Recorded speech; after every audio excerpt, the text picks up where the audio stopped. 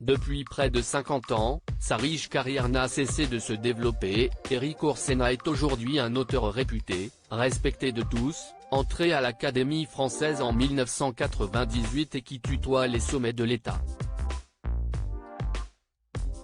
Un homme qui n'a aucune envie de s'arrêter, malgré le temps qui passe, puisqu'il fêtera ses 76 ans en mars mais vient de sortir son nouveau livre, une critique à peine déguisée de Vincent Bolloré.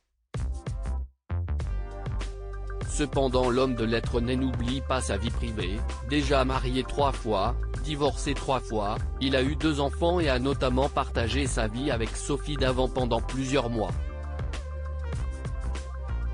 Une histoire qui n'avait pas marché, notamment parce que la présentatrice avait encore la tête dans son divorce, et qui avait fini sur une rupture, dont l'auteur s'est bien remis, puisqu'il s'est rabiboché avec sa 3e ex-femme, Isabelle de Saint-Aubin. Autrice, tout comme lui, celle-ci est retombée dans ses bras il y a plusieurs années déjà, et tous les deux en ont notamment profité pour sortir un livre en commun, intitulé Géopolitique du moustique et sorti en 2017. Mais si chacun se concentre désormais sur sa carrière, et qu'il tente de garder un maximum de discrétion, il ne manque pas de projets.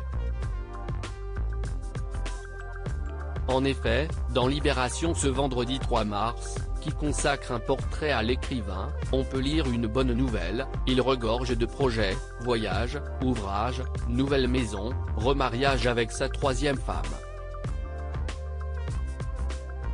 Une rare sortie récemment un mariage, ou plutôt un 2e mariage après leur divorce qui va les rendre plus heureux que jamais, eux qui sont sortis de leur réserve habituelle il y a quelques jours pour un spectacle de danse auquel ils ont assisté ensemble.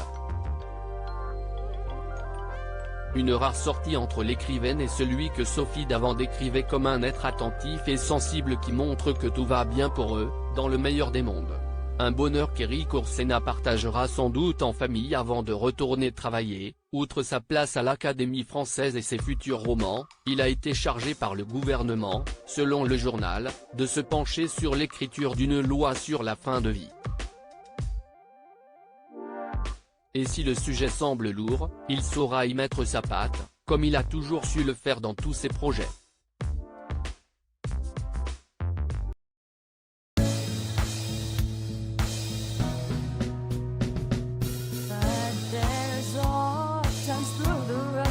I think you can let me know. Sit down, sit back, let me help you out. Just step